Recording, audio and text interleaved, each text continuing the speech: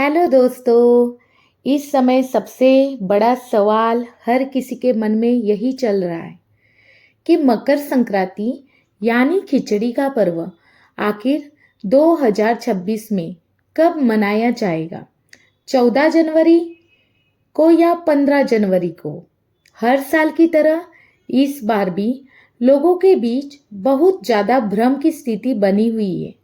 कोई कह रहा है 14 जनवरी को खिचड़ी का दान करें, कोई कह रहा है कि 15 जनवरी को पुण्य काल है, कोई स्थान की बात कर रहा है तो कोई भोजन और दान को लेकर असमंजस में है। इसी कन्फ्यूजन को पूरी तरह से दूर करने के लिए आज हम मकर संक्रांति से जुड़ी छोटी बड़ी बात को विस्तार से शास्त्रों के अनुसार और सरल शब्दों में समझाने वाले हैं, ताकि आप सही दिन, सही समय और सही विधि से पुण्य कार्य कर सके।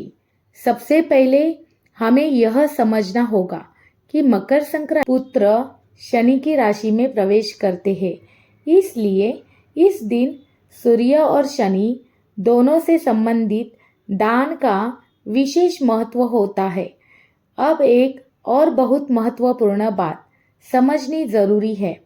जैसे ही सूर्य मकर राशि में प्रवेश करते हैं, सूर्य दक्षिणाय से उत्तरायण की ओर बढ़ना शुरू करते हैं। इसी कारण इस दिन को उत्तरायण का प्रारंभ भी माना जाता है।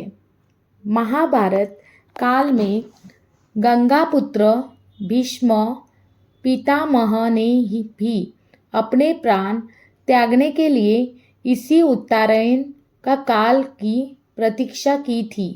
इसलिए मकर संक्रांति का दिन केवल एक पर्व नहीं बल्कि इसलिए यदि आप 14 जनवरी को दोपहर के बाद संक्रांति मान भी ले तो उस समय अधिकांश लोग स्नान और दान की पूर्ण विधि नहीं कर पाएंगे। इसी कारण 15 जनवरी को सुबह सूर्योदय के साथ पुण्य काल करना अधिक फलदायी और शास्त्र संबंध माना गया है। एक और महत्वपूर्ण बात यह है कि 15 जनवरी को एकादशी तिथि भी है और एकादशी का व्रत, दान और स्नान स्वयं में बहुत पुण्यदायक होता है।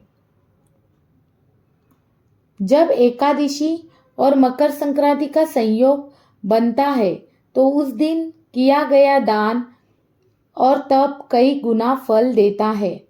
अब सवाल होता है तो 14 जनवरी को क्या करें। देखिए, 14 जनवरी का दिन भी व्यर्थ नहीं है। आप इसी दिन स्नान कर सकते, शाम के समय दीपदान कर सकते हैं। पुण्य काल में शनिदेव के लिए विशेष उपाय कर सकते हैं।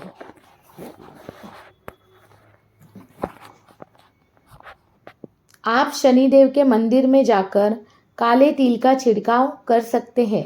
सरसों के तेल या तिल के तेल का चौमुखी दीपक जला सकते हैं। शनिदेव के मंत्रों का जप कर सकते हैं। काले तिल का महत्व माघ महीने में अत्यंत बढ़ जाता है। शास्त्रों में कहा गया है, यदि कोई व्यक्ति एक भी तिल श्रद्धा से दान कर देता है तो उसे अक्षय पुण्य तिथि का प्राप्ति होती है। अब बात करते हैं 15 जनवरी को क्या क्या करना चाहिए पूरी विधि के साथ। सबसे पहले स्नान।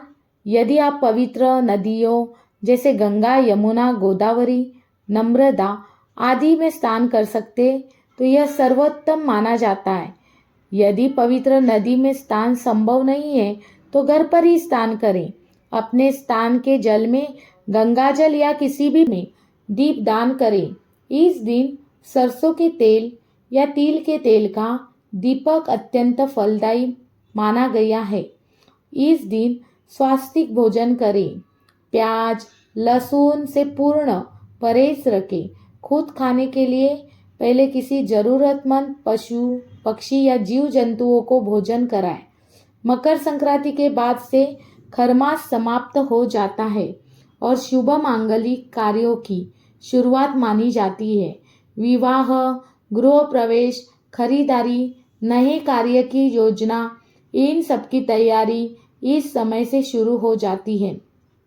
तो दोस्तों, इन सभी शास्त्रीय तत्वों और पंचांगों के अनुसार, इसलिए शास्त्रों पंचांगों के अनुसार 15 जनवरी 2026 को मकर संक्रांति यानी खिचड़ी का दान, सेवन और मुख्य पुण्य कार्य करना सबसे उत्तम, सबसे शुद्ध और सबसे फलदायी माना गया है। अब आप निश्चित होकर यही दिन सही विधि और पूरे विश्वास के साथ इस पवित्र पर्व को मनाइए और अपने जीवन में पुण्य, शांति, समृद्धि और ईश्वर की कृपा प्राप्त कीजिए।